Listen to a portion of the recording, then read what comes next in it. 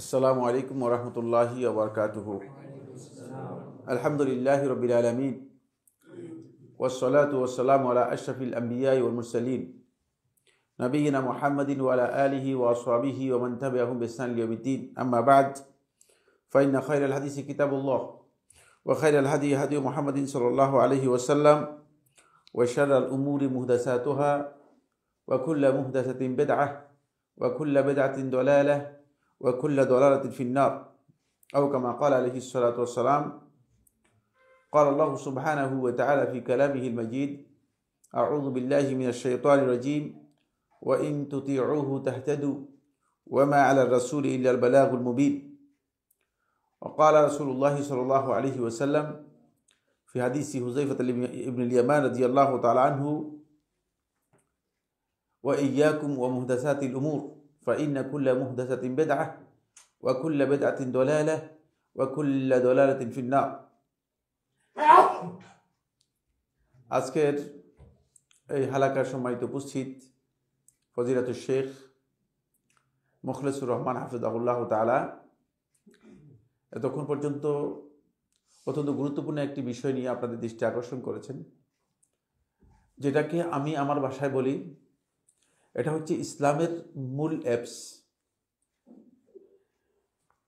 তিনটি মৌলিক বিষয় ইসলাম, ঈমান এবং ইহসানের বিষয়ে হাদিসে জিবরিলের মধ্যে বলা হয়েছে।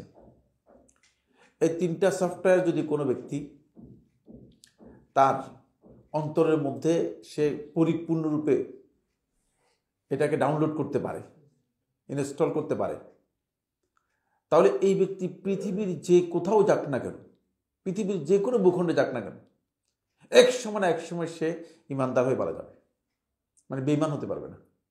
এই জন্য আল্লাহ রাসূল সাল্লাল্লাহু আলাইহি ওয়াসাল্লামকে আল্লাহ রাব্বুল আলামিন হাদিসে জিবরিলের মাধ্যমে মৌলিক ইসলামের বিষয়গুলো একেবারে স্পষ্ট করে জানিয়ে দিয়েছেন। এগুলো হচ্ছে ইসলামের মূল বিষয়। হাযা জিবরিলু আতাকুম লিয়ুআল্লিমাকুম উমুরা দীনিকুম, যেদিন জিবরিল আসছেন তোমাদের দ্বীনের বিষয়গুলো তোমাদেরকে জানিয়ে দেওয়ার জন্য। আলহামদুলিল্লাহ, এই বিষয় খুবই গুরুত্বপূর্ণ কথা আপনাদের সামনে পেশ করেছে। জাযাকুল্লাহ খাইর। শেখকে আমরা অত্যন্ত ধন্যবাদ জানাচ্ছি আমাদের ডিএস ইসলামিক সেন্টারে। তিনি প্রথম এসেছেন। আলহামদুলিল্লাহ, আমাদের সেন্টারে আজকের একটু প্রচারণার কাজ কম হয়েছে, এমনি আলহামদুলিল্লাহ অনেকে উপস্থিত হয়। আমরা আশা করি ইনশাল্লাহ বিভিন্ন সময় আমরা পাবো। জাযাকুল্লাহ খাইরান ও ওয়াফাকাহুল্লাহ। আমি আজকের এই সংক্ষিপ্ত আলোচনায় একটি বিষয় দৃষ্টি আকর্ষণ করব, খুব সংক্ষিপ্ত বিষয়। সেটা হলো সালফে সালেহিনের অন্যতম একটি মানহাজ হচ্ছে সালাফগণ আহলুল বিদআহ, যারা বিদআতের অনুসারী, সে যে পর্যায়ে হোক না কেন, সালাফগণ তাদের থেকে লোকদেরকে সতর্ক করতেন, যেমনিভাবে তারা বেদাত থেকে মানুষদেরকে সতর্ক করতেন। বেদাত থেকে তো মানুষদেরকে সতর্ক করতেই হবে। যদি দাওয়াতের মধ্যে, ইসলামের মূল চেতনার মধ্যে বেদাতের সাথে আপোষ থাকে, মানে বেদাতটা আমার ভালোই লাগে, খারাপ না, মানে বেদাত করলেও চলে, বেদাত সুন্নত করলেও চলে, যদি এমন চেতনার মধ্যে থাকে, তাহলে বুঝতে হবে যে এই ব্যক্তির অন্তরের মধ্যে সুন্নাহ নেই। কারণ ইমাম মালিক রহমতুল্লাহকে প্রশ্ন করা হয়েছে যে, ইমাম আপনি আহলুস সুন্নাহ কাদেরকে বলেন? তখন ইমাম মালিক রহমতুল্লাহ বলেছেন, আহলুস সুন্নাহ হচ্ছে ওই ব্যক্তি যে ব্যক্তি কখনো বেদাতের মধ্যে লিপ্ত হবে না। কারণ বেদাতে লিপ্ত হলে তাকে আহলুস সুন্নাহ কিভাবে বলতে পারেন? খুব সহজ কথা। বেদাত করছে আবার তাকে আহলুস সুন্নাহ বলবেন, এটা হতে পারে না আসলে। আজকে যারা মনে করেন বেদাত সুন্নাত এভাবে অনেকটা খিচুড়ি তৈরি করতেছেন, হয়তো আমরা সহনশীল এই জন্য, কারণ আমাদেরকে সৌজন্যতা বজায় রাখতে হয়, কিন্তু এই সৌজন্যতার অর্থ এই নয় যে তিনি আসলে সুন্নাহর অনুসারী। তিনি বাস্তবে কিন্তু আহলুস সুন্নাহ নন। বাস্তবে কি নন? আহলুস সুন্নাহ নন। কারণ সুন্নাহর অনুসারী ব্যক্তি কি এই কথা মনে করতে পারে যে আল্লাহ রাসূল সাল্লাল্লাহু আলাইহি ওয়াসাল্লামের বেদাত যেটা রাসূল সাল্লাল্লাহু আলাইহি ওয়াসাল্লাম নিষেধ করে গেছেন, যে ব্যাপারে রাসূলুল্লাহ সাল্লাল্লাহু আলাইহি ওয়াসাল্লাম উম্মাহকে সতর্ক করে গেছেন, যে ব্যাপারে রাসূলুল্লাহ সাল্লাল্লাহু আলাইহি ওয়াসাল্লাম সরাসরি জাহান্নামের কথা পর্যন্ত বলেছেন। পরবর্তী যে রিওয়ায়াতটি আমি আপনাদের সামনে পড়ে শুনালাম, এটা ইমাম নাসাঈ রাহিমাহুল্লাহ তাআলা তার সুনানুল কুবরার মধ্যে বর্ণনা করেছেন এবং শেখ নাসিরউদ্দিন আলবানী রহমতুল্লাহ সহি বলেছেন। সেখান থেকে বোঝা যায় যে রাসূলুল্লাহ সাল্লাল্লাহু আলাইহি ওয়াসাল্লাম যে বেদাতের ব্যাপারে আল্লাহ নবী সাল্লাল্লাহু আলাইহি ওয়াসাল্লাম জাহান্নামের কথা পর্যন্ত বলেছেন, সেই বেদাতের সাথে একমত পোষণ করবে, তিনি সুন্নাহ অনুসারী হবেন, তিনি সুন্নি হবেন। সুন্নি হবেন, সিন্নি থেকে হবেন। সিন্নি থেকে একদল সুন্নি আছে না, সিন্নি খায়, তারা আছে সুন্নি। ওই সিন্নি খাওয়ার সুন্নির বিষয়টি আলোচ্য বিষয় নয়। আমার যে আলোচ্য বিষয় আজকে সেটা হচ্ছে সালফে সালেহিনগণ যুগ যুগ ধরে যারা আহলুল বিদআহ, বেদাতের সাথে অনুসরণ করতো, বেদাতের সাথে চলতো, বেদাতের সাথে উঠাবসা করতো। কারণ বেদাতীদের সাথে চলাফেরার কারণে, বেদাতীদের উঠাবসার কারণে অনেক সময় বেদাতটা সহনশীল হয়ে যায়। এই জন্য সেক্ষেত্রে তারা সতর্কতা অবলম্বন করতেন এবং লোকদেরকে খুব সতর্ক করতেন। এটা সালাফদের অন্যতম গুরুত্বপূর্ণ মানহাজ ছিল, যাতে করে আপনি সতর্ক থাকতে পারেন যে কোনো না কোনোভাবে বেদাত আপনার মধ্যে ঢুকে যাচ্ছে কিনা। তাই বেদাতের সাথে উঠা বসা করা, চলাফেরা করা, সাহচর্য করা, বেদাতের কাছ থেকে মানে কোনো কিছু জ্ঞান নেওয়ার জন্য চেষ্টা করা, বেদাতের বৈঠকে গিয়ে বসে কিছু অর্জন করার চেষ্টা করা, সবটাই সালফে সালেহিন কঠিনভাবে সতর্ক করতেন। এখানে বেদাতি বলতে বোঝানো হচ্ছে ওই সমস্ত বেদাতি, তো ভালো করে বুঝেন, যারা মানে আকীদাগত দিক থেকে মৌলিক বেদাতের সাথে জড়িত, মৌলিক বেদাতের সাথে জড়িত। কারণ বেদাতের কতগুলো রূপ আছে, কিছু কিছু রূপ আছে বেদাতের যেগুলো মৌলিক বেদাত নয়, মানে বেদাত ঠিকই, যেহেতু সুন্নায় সরাসরি এর কি নেই, দলিল নেই, এই জন্য বেদাত হয়েছে।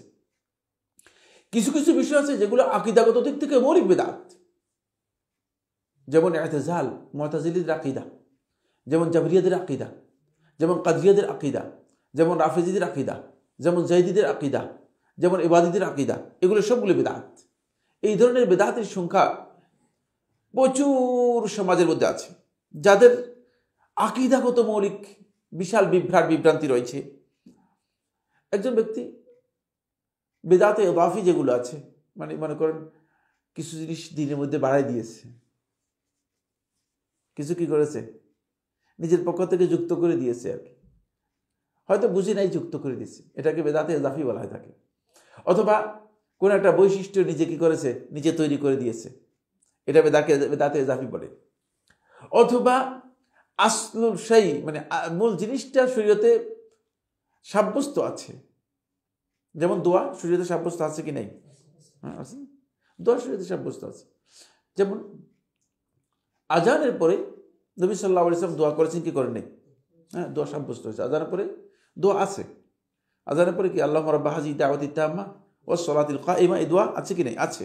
এখন এই দোয়াতে রাসূলুল্লাহ সাল্লাল্লাহু আলাইহি ওয়াসাল্লাম হাত উঠান নেই, একজন ব্যক্তি হাত উঠিয়ে ফেলছেন, এটা কিন্তু মৌলিক বেদাত নয়, এটা মৌলিক বেদাত নয়, এটা হচ্ছে বেদাতে ইদাফি।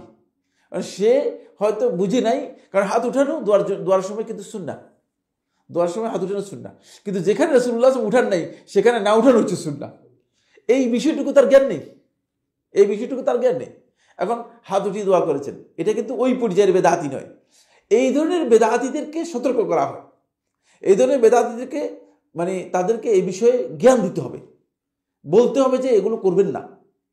এই ধরনের বেদাতি থেকে আপনি যদি মনে করেন যে ওই বেদাতি, কবর পূজারী বেদাতি যারা আছে তাদের মতো সমান পাল্লায় নিয়ে সবাইকে যদি একসাথে ধাক্কা দিয়ে বলেন যে এইসব জাহান্নামী, তাহলে আপনি আসলে বুঝেন নেই দিন, আপনি দিনের ব্যাপারেও বুঝেন নেই, তাহলে আপনি দাওয়াতি কাজ করবেন কার কাছে, সেটা আপনাকে খেয়াল রাখতে হবে।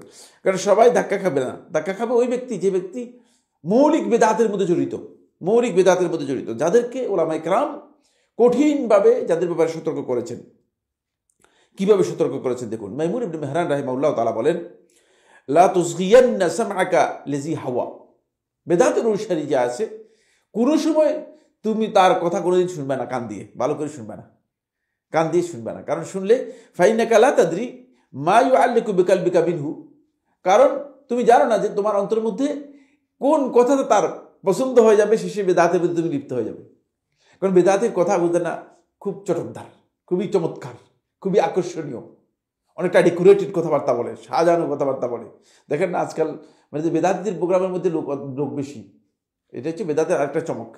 আমরা এটা আমাদের বিভিন্ন আলোচনার মধ্যে বলেছি, বেদাতের সবচেয়ে বড় চমক হচ্ছে এই, আপনি বেদাতিদের অনুষ্ঠানের মধ্যে দেখবেন যে লোকের সংখ্যা বেশি, লোকে লোকারণ্য, কারণ শয়তান এর মধ্যে বুঝলেন কাজ করে বেশি, শয়তানের কাজ বেশি হয়েছে, ফলে এটা মানুষ মজা পায় বেশি, এর মধ্যে মানুষ মজা পায়।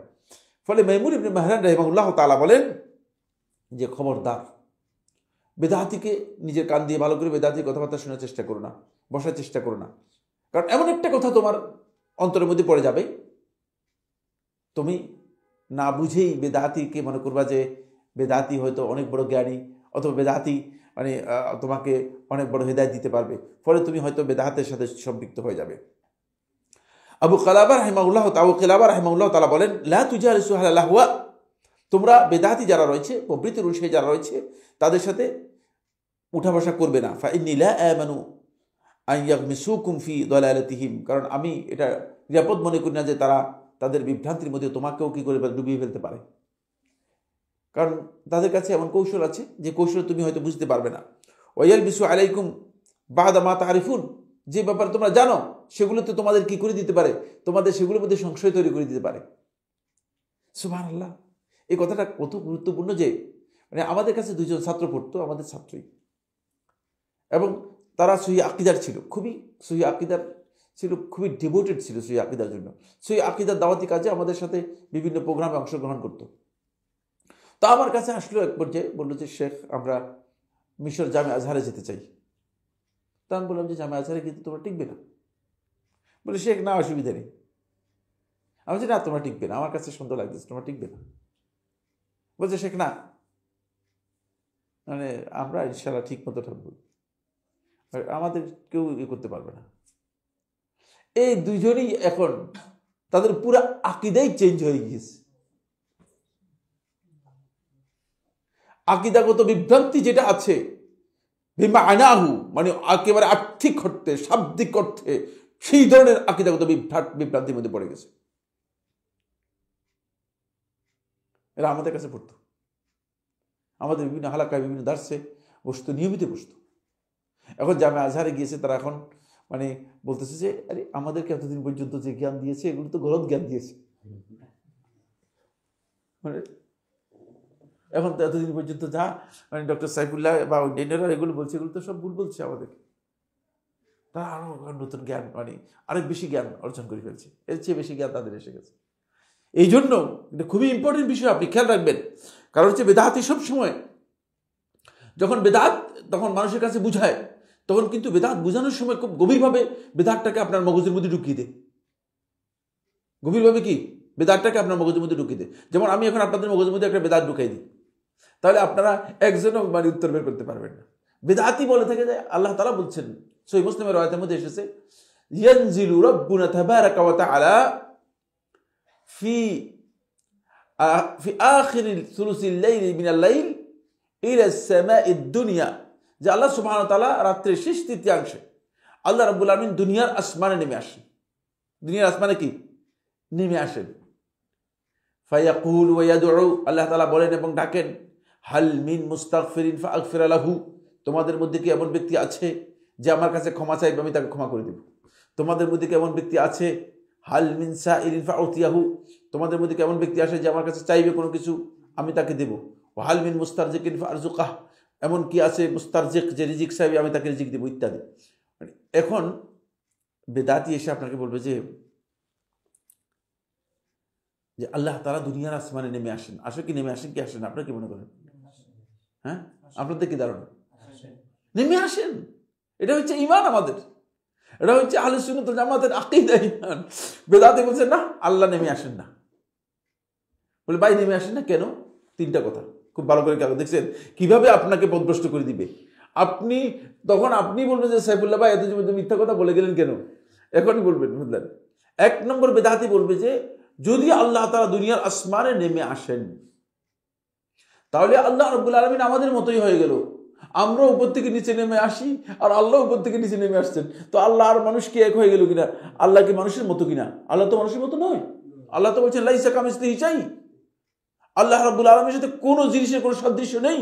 সুতরাং নেমে আসার কথা আপনি বলেছেন, এটা নেমে আসে, আপনি আল্লাহ তাআলাকে সাদৃশ্য করে দিয়েছেন, আপনি গলত কথা বলেছেন। এক নম্বর দলিল বেদাতির, এক নম্বর সংশয় বেদাতির।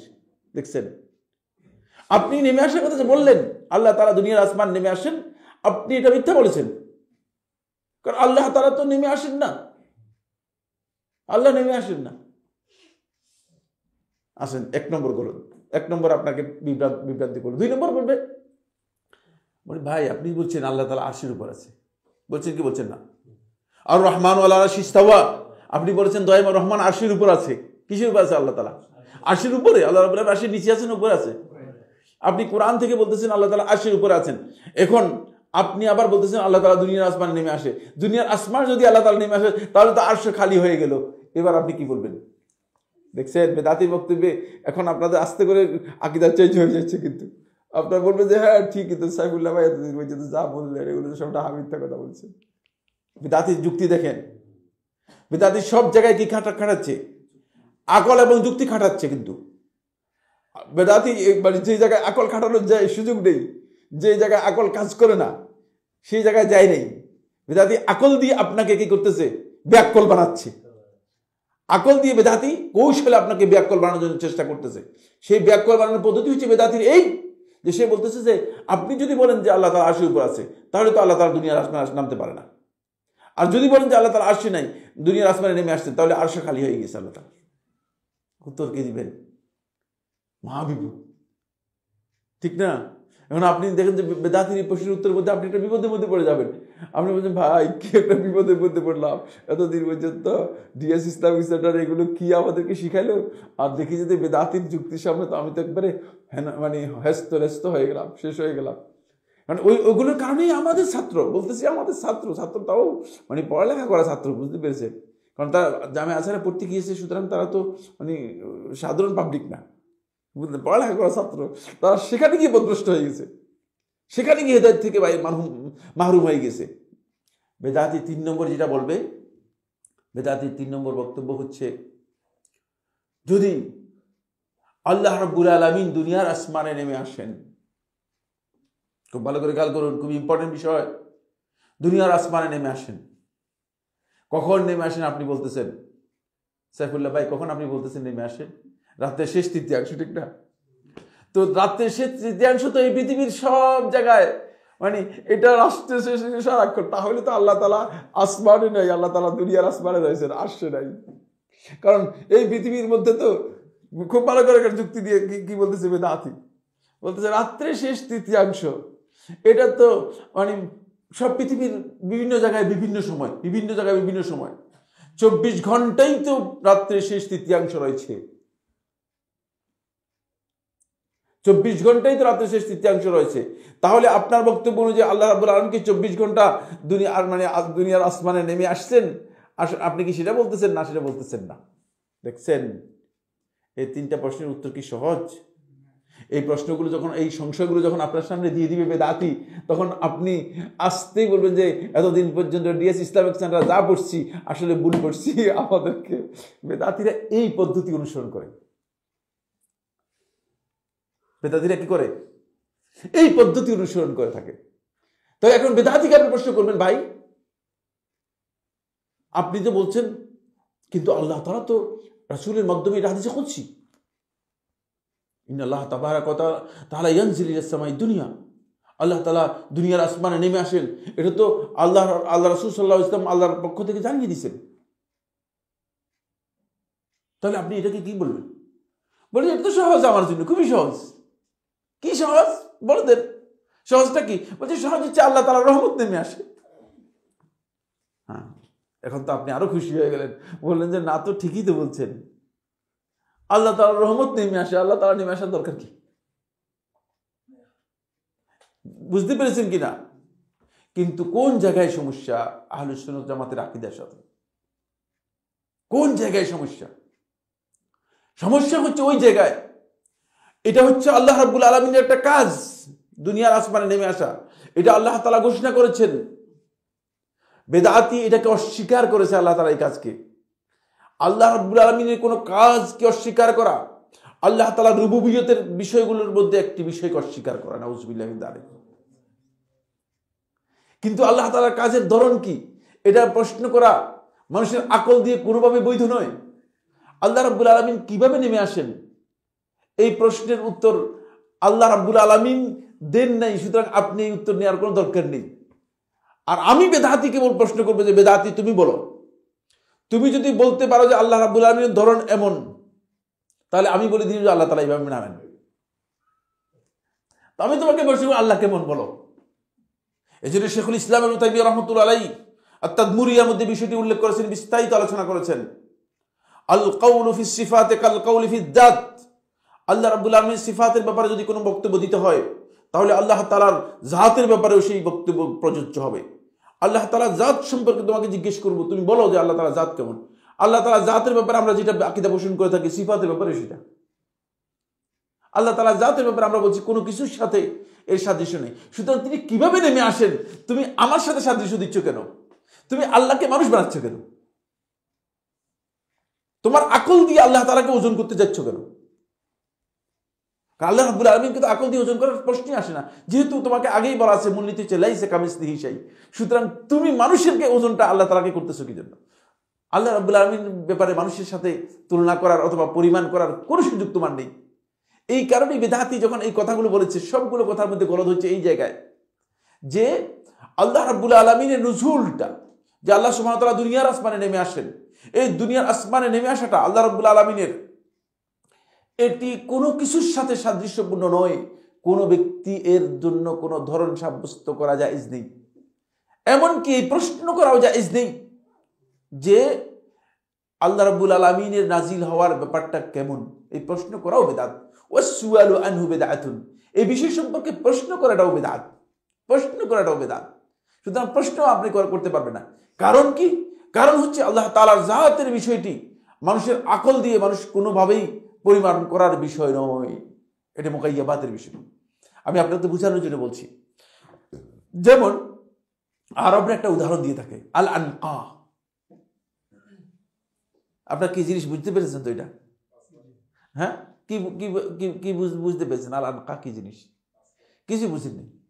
কারণ হচ্ছে যে ব্যক্তি কোনো জিনিস, খুব ভালো করে খেয়াল করেন, আমাদের নলেজের সোর্স হচ্ছে দুটি। আমরা যারা মানুষ, আমাদের মৌলিক নলেজের সোর্স হচ্ছে দুটি। কয়টি? দুটি। একটা হচ্ছে দৃষ্টি, দেখার মাধ্যমে, আর একটা হচ্ছে জানার মাধ্যমে, শ্রবণ বা জানার মাধ্যমে।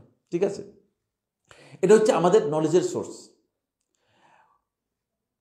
দৃশ্য জগতের যত কিছু আছে সব কিছু আপনার নলেজের এই সোর্স দিয়ে যদি আপনি সেটাকে আয়ত্তে না আনেন, তাহলে আকল দিয়ে আপনি ওর কোনো পরিচয় দিতে পারবেন না। যেমন যে ব্যক্তি তালগাছ জীবনে কোনোদিন দেখে নাই, তাকে যদি তালগাছ চোখের সামনে এনেও দেখা যায়, তাহলে সে বলতে পারবে না, বলবে যে কি গাছ বলো তো, বলতে পারবে কিনা? পারবে? হ্যাঁ, না, পারবে না। যেমন সৌদি আরব থেকে একজন নিয়ে আসেন, নিয়ে এসে তাকে তাল গাছের সামনে দেন, বলছে ভাই এই গাছটা কি গাছ বলেন তো, বলতে পারবে কিনা? দেখছেন? কারণ হলো নলেজের মৌলিক সোর্স হচ্ছে আমার কাছে কয়টি? সোর্স দুটি। একটা হচ্ছে আমার দৃষ্টি, দৃষ্টির মাধ্যমে আমি নলেজ, আরেকটা হচ্ছে আমার শ্রবণ বা জানা, এর মাধ্যমে আমি জ্ঞানটা মৌলিক সোর্স নিয়ে থাকি। মৌলিক সোর্স আমার মোট হচ্ছে চারটি, কিন্তু মূল হচ্ছে এই তিনটি, এই দুটি। যেহেতু আমি কোনোদিন জীবনে এই জিনিস সম্পর্কে জানিও নাই, এই জিনিস সম্পর্কে দেখিও নাই, আল্লাহ রাব্বুল আলামিনের সত্তার বিষয়টি ঠিক একই, মুকাইয়াবাতের বিষয়, অদৃশ্য জ্ঞানের বিষয়। সুতরাং কোনোদিন আল্লাহ রাব্বুল আলামিন মুকাইয়াবাতের ব্যাপারে এই কথা বলার সুযোগ নেই যে আন্দাজের উপর বলে দিবেন যে আল্লাহ তাআলা এমন হতে পারে, নাউযুবিল্লাহি মিন যালিক, অথবা আল্লাহ তাআলার সিফাত এমন হতে পারে। আল্লাহ তাআলার জাতের ব্যাপারে যেমন কোনো বক্তব্য দেওয়া যাবে না, ঠিক আল্লাহ তাআলার সিফাতের ব্যাপারেও অথবা ফেলের ব্যাপারেও এই ধরনের কোনো বক্তব্য দেওয়া জায়েজ নেই। বেদাতি এই বিষয়টা বুঝেই নেই, ফলে বেদাতি এই তর্কগুলো এখানে নিয়ে আসছে। তর্কগুলো নিয়ে এসে বেদাতি আল্লাহ তাআলা নুজুলকে অস্বীকার করে। বেদাতি এখন বলতেছে যে আল্লাহ তাআলা রহমত নাজিল হয়। কি নাজিল হয়? কেন আল্লাহ তাআলা নাজিল হলে তোমার অসুবিধাটা কোথায়? আল্লাহ বলতেছেন যে আল্লাহ নাজিল হন, রাসূল বলতেছেন যে কি আল্লাহ নাজিল হন, আর বেদাতি বলতেছে কি আল্লাহ তাআলা রহমত নাজিল হয়। ভাই রহমত কেন নাজিল হয়? তাহলে আল্লাহ রাব্বুল আলামিন রহমত নাজিলের কথা বললেন না কেন? রহমতের কথা তো কোরআনের মধ্যে অনেক জায়গায় বলা হয়েছে। বেদাতি এই প্রশ্নের উত্তর দিতে পারবে না, বলবে যে এটা আমি একটা ব্যাখ্যা করেছি। তো ব্যাখ্যাটা কিসের ভিত্তিতে করলেন? এটাই হচ্ছে প্রবৃত্তির অনুসরণ।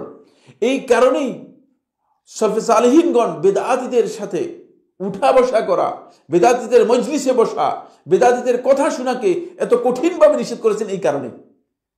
আর এই আজকের এই আলোচনা থেকে আমি এটা বলতে চাচ্ছি, সেটা খুবই স্পষ্ট যে মানে আমাদের ছাত্র পর্যন্ত এক পর্যায়ে গিয়ে মিসগাইডেড হয়ে গিয়েছে এই বক্তব্যগুলো যখন শুনেছে। বেদাতীরা বলতেছে যে দলিল আকল দিয়ে আল্লাহ তাআলাকে ওজন করতেছে, আল্লাহ তাআলাকে পরিমাপ করতেছে, আল্লাহ রাব্বুল আলামিনকে আন্দাজ করতেছে আকল দিয়ে। তুমি আকল দিয়ে কিভাবে আল্লাহ রাব্বুল আলামিনকে আন্দাজ করবে? যে ব্যক্তি তোমার আকল দিয়ে তুমি এই পৃথিবীর কোনো কিছুকে আন্দাজ করতে পারতেছো না, গোটা পৃথিবীর কোনো কিছুকে আন্দাজ করতে পারছো। আমি যদি আপনাকে বলি যে আকল দিয়ে এই বিল্ডিং এর ছাদের উপর উঠে আকল দিয়ে বলেন তো আসমানের মধ্যে কয়টা তারকা আছে, পাবেন তো? প্রশ্নই আসে না। আর মানুষের যে নলেজের সোর্সটা, এই নলেজের সোর্সটা হচ্ছে অপরিপূর্ণ। এই কারণে মানুষের নলেজটাও কোনোদিন পরিপূর্ণতা অর্জন করবে না, কোনোদিন কি হবে না, পরিপূর্ণতা অর্জন করবে না। কারণ আমার সোর্স কয়টি বলছিলাম নলেজের? কয়টি? দুটি সোর্স। একটা কি? চোখ, দৃষ্টি। মানে চোখ উদ্দেশ্য না, চোখটা হচ্ছে ডিভাইসের নাম। আর ওই বিষয়টার নাম হচ্ছে কি? দৃষ্টি। দৃষ্টি হচ্ছে মূলত আপনার দৃষ্টিতে পরিপূর্ণ কিনা? অপরিপূর্ণ দৃষ্টি। এক নম্বর হচ্ছে আমি এখন চোখ খুললে ওই যে ওখানে কিছু দেখতেছি না, কত অপরিপূর্ণ দেখতে পেরেছেন? বাদ দিলাম এটা। রেল লাইনে যান, রেল লাইনে গিয়ে তাকানোর পরে দেখবেন যে কটটুক যাওয়ার পরে দেখছেন দুইটা লাইন এক হয়ে গেছে, বলে সামনে গিয়ে তো লাইন একটা, আসলে কি একটা কিনা?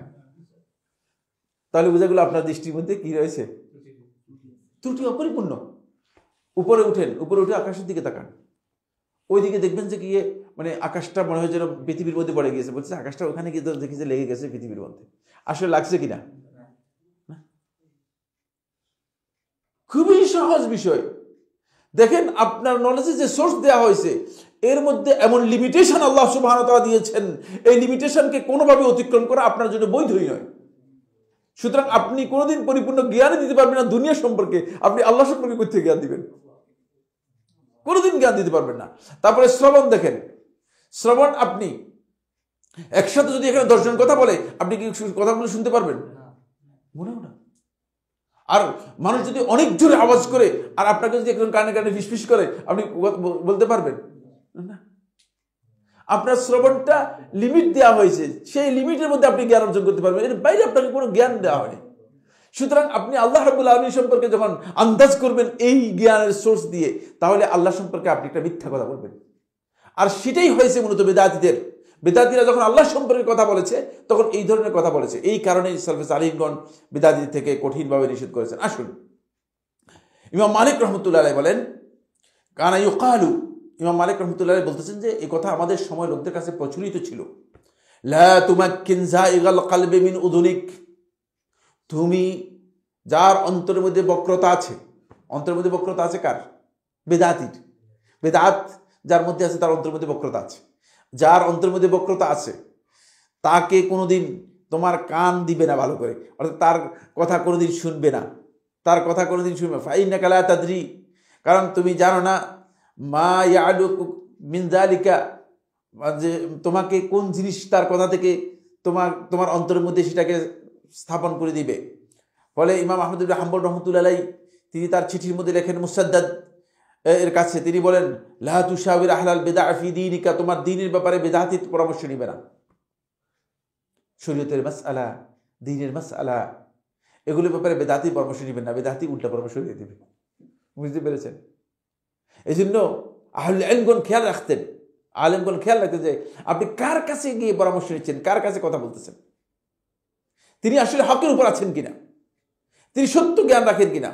লা তুশাবির আহলাল বিদআতি ফি দীনিক, তোমার দ্বীনের ব্যাপারে তুমি বেদাতীর সাথে কোনো পরামর্শ করবে না। ওয়ালা তুরাফিকিহিম ফি সাফারিকা, তোমার সফরের মধ্যে কোনোদিন তাদেরকে কি করবে না? সঙ্গী করবে না।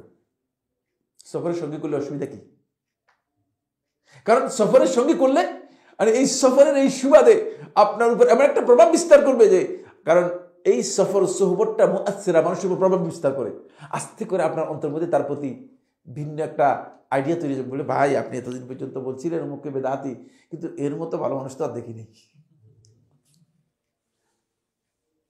সাইফুল্লাহ ভাই আপনি যে আসলে লোকটা সম্পর্কে বলছেন, কিন্তু আমি তো আসলে তাকে তার খারাপ আচরণের জন্য বলি নাই, আমি তাকে বেদাতি বলতেছি বেদাতের কারণে। কথাটা বুঝেন? বেদাতি ব্যক্তির আচরণ ভালো হতে পারে না। আল্লাহ, আপনি দরবারগুলোতে যান, মানে আমি বিভিন্ন দরবারে বিভিন্ন সময় গিয়েছি, এক দরবার থেকে পড়ালেখা করেছি, এক দরবারে থেকে, বুঝতে পেরেছেন কিনা, বিভিন্ন দরবারেও গিয়েছি।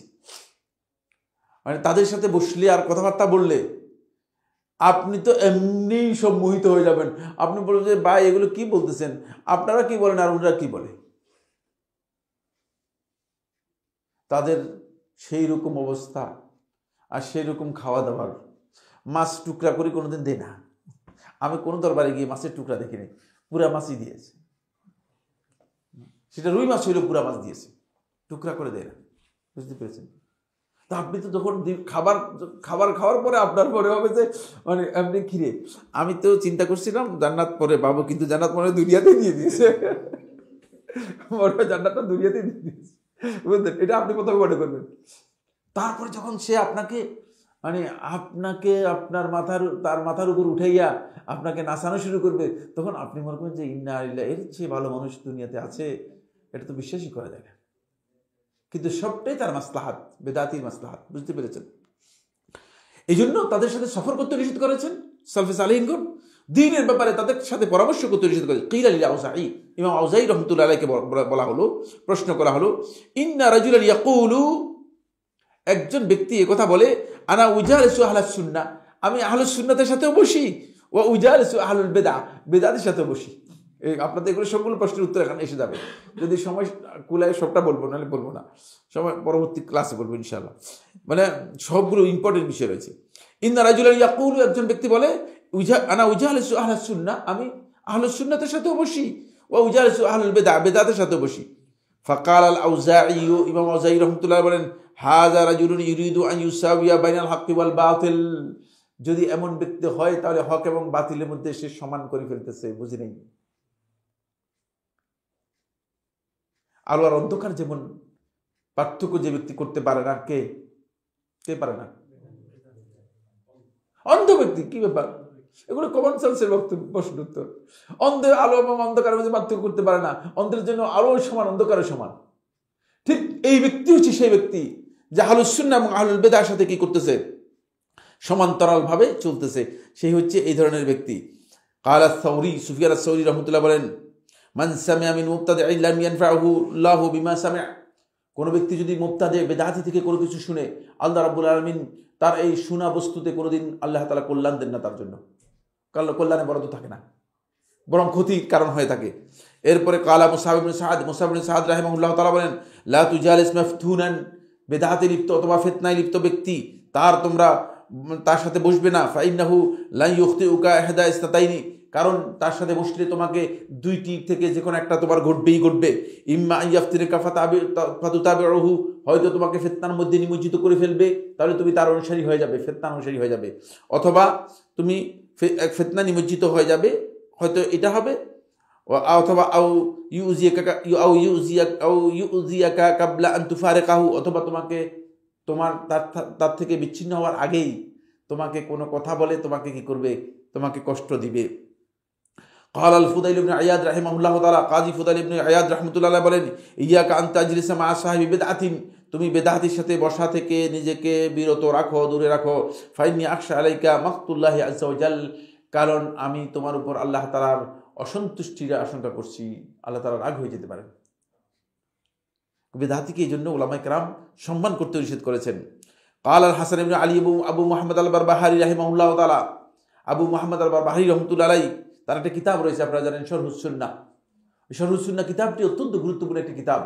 ওই কিতাবের মধ্যে ইমাম বারবাহারি রাহমাতুল্লাহ আলাইহি বলেন, ইজা রাআইতা আবিদান, যখন কোন একজন বান্দাকে দেখবে যে আবেদ, মানে আল্লাহ তাআলা খুব ইবাদত গুজার, মুজতাহিদান, ইবাদতের মধ্যে একবারে সব ঠিক আছে, মানে ফরজ ঠিক আছে, নফল ঠিক আছে, সুন্নত ঠিক আছে, সব ঠিক আছে, মুতাকাশশিফান, আবার দেখবা যে খুবই সাদা সিধা অবস্থায় চলছে, মুতাহাররিফান বিল ইবাদা, ইবাদতকেই নিজের একমাত্র পুঁজি হিসেবে মনে করে থাকে, কিন্তু সাহেবা হাওয়া বেদাতি, কিন্তু বেদাত তার কি রয়েছে, তার মধ্যে রয়েছে। ফালা তাজলিস মাহু, তার সাথে কোনোদিন বসো না, খবরদার।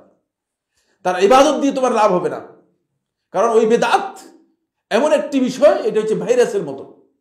ওই বেদাত তোমার মধ্যে এসে যেতে পারে, ওই বেদাতে তুমি লিপ্ত হয়ে যেতে পারো। ওয়ালা তাসমা কালামাহু, তার কথাও শুনবে না। ওয়ালা তামশি মাহু ফি তারিকিন, রাস্তায় তার সাথে কোনোদিন চলবে না। ফাইন্নী লা আমানু আন তাস্তাহিল্লা তারিকাহু ফাতাহলিকা মাহু, কারণ আমি এটা নিরাপদ মনে করি না।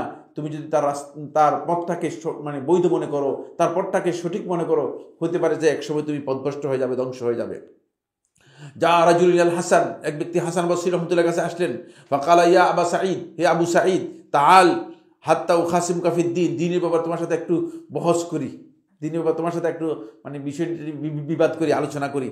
মানে আমি কিছু জিনিস জানি, নতুন নতুন কিছু আমার জ্ঞান আছে, তোমার সাথে জ্ঞানগুলো শেয়ার করি। অনেক আছে বলছে শেখ আসেন আপনার সাথে একটু শেয়ার করি।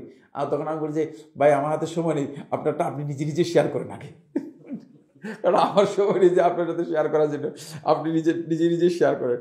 এই ব্যক্তি এসে আবু সাঈদ হাসান বসরি রহমতুল্লাহর কাছে এসে বললেন যে তাআল উখাসিমুকা ফিদ্দীন, দ্বীনের ব্যাপারে আপনি শেয়ার করি। ফাকাল আল হাসান, তখন হাসান বসরি রহমতুল্লাহ বলেন আম্মা আনা ফাকাদ আবসারতু দীনি, খেয়াল রাখো আমি আমার দ্বীনের ব্যাপারে সব কিছু ভালো করে জেনে নিয়েছি, সব দেখে নিয়েছি। আমার দ্বীনের বিষয়ে আমি যা দেখার, যতটুকু দেখার আমি সব দেখে নিয়েছি। ফাইন কুনতা আদলালতা দীনাকা, আর যদি তুমি তোমার দিনটাকে হারিয়ে ফেলো, তোমার দিনের ব্যাপারে যদি কোনো সংশয় থাকে, তোমার দিনের মধ্যে যদি তুমি কোনো বিভ্রান্তি খুঁজে পাও, ফালতামিসহু, তুমি দিন তালাশ করো, তুমি আমার সাথে এসে ঝগড়া করো না। বুঝতে পেরেছেন? বেদাতিদের কৌশল এটা। এই জন্য এটা কি ইবনে আবিদিন হাশিয়ার মধ্যে উল্লেখ করেছেন। হানাফি মাযহাবের ইমাম ছিলেন, ফতোয়া শামিল লিখক যিনি, ইমাম শাম বলা হয় তাকে, ইবনে আবিদিন রহমতুল্লাহ আলাইহি। ইবনে আবিদিন রহমতুল্লাহ তার ফতোয়ার মধ্যে উল্লেখ করেছেন বেদাতিদের একটি লক্ষণ হচ্ছে এই, কোথায় কোথায় বলছে যে আসেন চ্যালেঞ্জ, 10 লক্ষ টাকা। আরে বাবা 10 লক্ষ টাকা এখানে জুয়া খেলতেছে, এখানে কি জুয়া খেলার জন্য আসছে নাকি? দিনের ব্যাপারে আপনি এই সমস্ত কথাবার্তা যারা বলে সে বেদাতি, সে যেই হোক না কেন সে বেদাতি, আসলে তার মধ্যে দিনের জ্ঞান নেই। হকের ব্যাপারে কোনো চ্যালেঞ্জ দেওয়ার কোনো বিষয় নেই, কারণ আমার সাথে আল্লাহ তাআলার সাথে কথা হয়েছে কিনা, আমি কোরআন এবং হাদিসের দলিলের ভিত্তিতে কথা বলবো, ঠিক না? আপনারা বিষয়টা বুঝার চেষ্টা করুন। কোনো এক্সট্রিম বক্তব্যের এখানে কোনো সুযোগ নেই, ইসলামে এর কোনো চান্সই নেই, সুযোগই নেই। এরপর আসেন, এতক্ষণ পর্যন্ত যা বললাম এগুলো হচ্ছে বেদাতি থেকে সতর্ক করেছেন সালাফগণ, তাদের কিছু অংশ বললাম। এখন বেদাতির সাথে সাহচর্য, বেদাতির সাথে মানে যদি কেউ উঠা বসা করে, চলাফেরা করে, আসা যাওয়া করে, বন্ধুত্ব করে, মানে তার সাথেই চলে, জায়গায় জায়গায় বিভিন্ন জায়গায় তার সাথে চলে, তাহলে এর ক্ষতি কি? জানা হয়ে গেছে, এটা আলোচনা করতে পারলাম না। এর ক্ষতিটা খুবই গুরুত্বপূর্ণ, জানা দরকার।